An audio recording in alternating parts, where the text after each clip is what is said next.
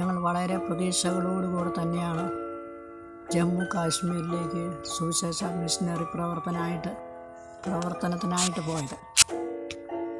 ഞാനൊരു സ്കൂളിലെ ടീച്ചറായിരുന്നു എന്ന് പറഞ്ഞാൽ എന്നോടൊപ്പം വേറെ 3-4 പേരുണ്ടായിരുന്നു. ഞങ്ങൾ ജർമ്മൻ മിഷൻ്റെ ക്രാഷ് സെൻറ്ററിലെ 1ാമത്തെ ടീച്ചറായിട്ട് പഠിപ്പിച്ചു വന്നു. ആ ജോലിയിൽ നിന്നാണ് ഞാൻ ജമ്മു കാശ്മീരിലേക്ക് പോകുന്നത്. ബിഷപ്പ് ഡാനിയേൽ ഉണ്ടായിരുന്നു. അദ്ദേഹം ഞങ്ങൾ ചെല്ലുന്നതിന് മുൻപ് തന്നെ അദ്ദേഹവും എൻ്റെ ഭർത്താവും കൂടെ അവിടെ വന്ന് ജമ്മുവിൽ വന്ന് ഞങ്ങളെ കൂട്ടിക്കൊണ്ടുപോവുക ചെയ്തത് മിഷൻ സെൻറ്ററിലേക്ക്. എന്നോടുകൂടെ വേറെ 3-4 പേരും ഞങ്ങളുടെ മൂത്ത മകൻ റോബിനും ഉണ്ടായിരുന്നു. റോബിന് വെറും 6 മാസം മാത്രം പ്രായമുണ്ടായിരുന്നപ്പോഴാണ് ഞങ്ങൾ ജമ്മു കാശ്മീരിലേക്ക് പോയത്. മഞ്ഞുകാലത്തിന് ശേഷമാണ്. വളരെ പ്രതീക്ഷയും സന്തോഷവും ആയിരുന്നു. അവിടെ ചെന്ന് കുറേ കഴിഞ്ഞപ്പോൾ ഞങ്ങൾക്ക് ഒരു മിഷൻ സെൻറ്റർ കിട്ടി. അത് വെള്ളമില്ലാത്ത സ്ഥലമായിരുന്നു. പല സ്ഥലങ്ങൾ മാറി ഞങ്ങൾ നോക്കി. ആ സമയത്ത് അവിടെയൊക്കെയും ഞങ്ങൾക്ക് വെള്ളമില്ലാത്ത അനുഭവമായിരുന്നു. ജമ്മു കാശ്മീരിൽ വെള്ളമില്ലെന്ന് പറയുന്നത് വളരെ കഷ്ടകരമായൊരു കാര്യമാണ്. അവിടെ ആരും ക്രിസ്ത്യാനികൾക്ക് ആർക്കും വെള്ളം കൊടുക്കില്ല. വളരെ ദുഃഖം നിറഞ്ഞ ഒരവസ്ഥയായിരുന്നു. ഞാൻ ഭർത്താവും കുഞ്ഞുങ്ങളും വളരെയധികം കഷ്ടം അനുഭവിച്ച് അങ്ങനെ ഞങ്ങൾ വെള്ളത്തിന് വേണ്ടി അലഞ്ഞു തിരിയേണ്ടി വന്നു. അനേക സ്ഥലങ്ങളിൽ ഞങ്ങൾ അലഞ്ഞു. അതൊക്കെ ആ കഥയൊക്കെ പറഞ്ഞാൽ ഇത് തീരുകയില്ല. അതുപോലുള്ള അനുഭവങ്ങളിൽ കൂടെ ഞങ്ങൾ കടന്നു പോകേണ്ടി വന്നു. ഒരിക്കൽ ഒരു സ്ത്രീ 9 മണി വരെയുള്ളൂ വെള്ളം കിട്ടുന്നത് രാവിലെ. ആ സമയത്ത് അവൾ നഗ്നയായി വെള്ളം ഞങ്ങൾക്ക് നൽകാതെ എൻ്റെ ഭർത്താവ്, ഞാൻ പനിയായിരുന്നപ്പോൾ എൻ്റെ ഭർത്താവ് ചെന്ന് വെള്ളത്തിന് ചെന്നപ്പോൾ അവൾ തരികയില്ല. അവൾ ആട്ടി ഓടിക്കുകയാണ് ചെയ്തത്. അങ്ങനെയുള്ളതായ കഷ്ടകരമായ അനുഭവത്തിൽ കൂടെ ഞങ്ങൾ അങ്ങനെ കടന്നുപോയി. അങ്ങനെ ഞങ്ങൾ പല സ്ഥലങ്ങൾ മാറി വേല ചെയ്യേണ്ടി ആയിട്ട് വന്നു. ഈ സമയത്ത് ഞങ്ങൾ വിചാരിച്ചു ഞങ്ങൾക്കിനി എന്താ ചെയ്യേണ്ടതെന്ന് നിവൃത്തിയില്ലാതെ വന്നു. ഞങ്ങൾ 2 പേരും കൂടെ അന്ന് ആരോഗ്യമുള്ളവരായിരുന്നു. ഞങ്ങൾ 2 പേരും വെള്ളത്തിന് വേണ്ടി ദാഹിക്കുകയും ഞങ്ങൾ വെള്ളത്തിന് വേണ്ടി പാട്ട് പാടുകയും ചെയ്തു. ദൈവമേ നീ എൻ്റെ ദൈവം, ഞാൻ നിന്നെ രാവിലെ തിരയും. വരണ്ട ദേശത്ത് വെള്ളം ഇല്ലെങ്കിലും എന്നെ കുറിച്ചുള്ള ദാഹം.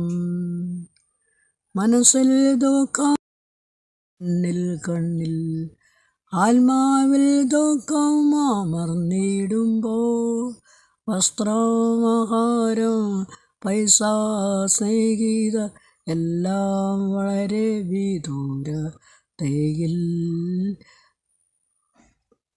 അങ്ങനെ ഞങ്ങൾ 2 പേരും കൂടെ കിണർ കുഴിക്കാൻ തുടങ്ങി. ആ കല്ലിൻ്റെ ഇടയിൽ ഞങ്ങൾ കിണർ കുഴിച്ച് ഞാൻ താഴെ ഇറങ്ങി ഭർത്താവ് കുഴിച്ച് ഞാൻ വലിച്ച് കയറ്റി. അങ്ങനെ ഞങ്ങൾ അറ്റത്ത് എത്തി എന്ന് പറയാം. വളരെയധികം അറ്റത്ത് എത്തി. അവിടെ ഞങ്ങൾ വെള്ളം കണ്ടു. അത് വലിയ അതിശയകരമായി ഞങ്ങൾക്ക് തോന്നി. അവിടെയുള്ള ആളുകൾ അത് കണ്ടു. അവിടെ സർപ്പങ്ങളൊക്കെ ഉണ്ടായിരുന്നു. സർപ്പങ്ങളുടെ ഉദരമൊന്നും ഏറ്റില്ല. ഒരു ദിവസം അതിനിടയിൽ ഉള്ള ഒരു കഥ കൂടെ പറഞ്ഞുകൊള്ളട്ടെ. പ്രാർത്ഥിച്ചുകൊണ്ടിരുന്നപ്പോൾ പാമ്പ് വന്നു. അവിടെ ഞങ്ങൾ ആ സ്ഥലത്ത്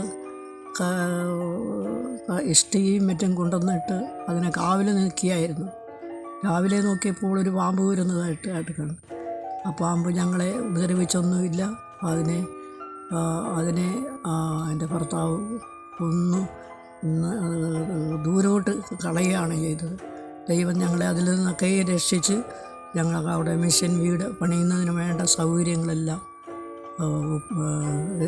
എത്തിച്ചു തന്നു. അങ്ങനെ ഞങ്ങൾ അവിടെ ഒരു കിണർ കുഴിച്ച് ആ കിണറ്റിലെ തൊടുപുഴയിൽ നിന്ന് ഒരു സഹോദരി ജപ്പാൻ കേരളത്തിന് വെളിയിലായിരുന്നൊരു സഹോദരി ഞങ്ങൾക്ക് കുറേ പൈസ അയച്ചു തന്നു. ആ പൈസ കൊണ്ട് ഞങ്ങളവിടെ ഒരു കുഴൽക്കിണർ പണിതു. അവിടെ ഞങ്ങൾ വെള്ളം കുടിച്ചു. എന്നാലും നിർഭാഗ്യവശാൽ അവിടുന്ന് പോരേണ്ടതായിട്ട് എനിക്കും പിള്ളേർക്കും പോരേണ്ടതായിട്ട് വന്നു. അതിനുശേഷം ചെന്നപ്പോൾ അവിടെ കിണർ കാണാൻ സാധിച്ചില്ല.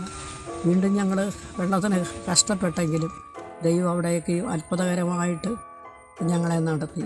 നീ വെള്ളത്തിൽ കൂടി കിടക്കുമ്പോൾ ഞാൻ നിന്നോട് കൂടിയിരിക്കും, നീ നദിയിൽ കൂടി കിടക്കുമ്പോൾ ഞാൻ നിന്നെ രക്ഷിക്കും, അഗ്നിജ്വാല കൂടയിൽ കടന്നാൽ അതും നിന്നെ ദഹിപ്പിക്കുകയില്ല, നിന്നെ ശക്തിപ്പെടുത്തും, ബലപ്പെടുത്തും ചെയ്യും.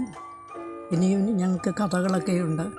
എങ്കിലും ഈ കഥകളൊക്കെ പറയുവാൻ കർത്താവ് അനുവദിച്ചു, ഈ വർഷവും അനുവദിച്ചു. ദൈവത്തിന് സ്തോത്രം.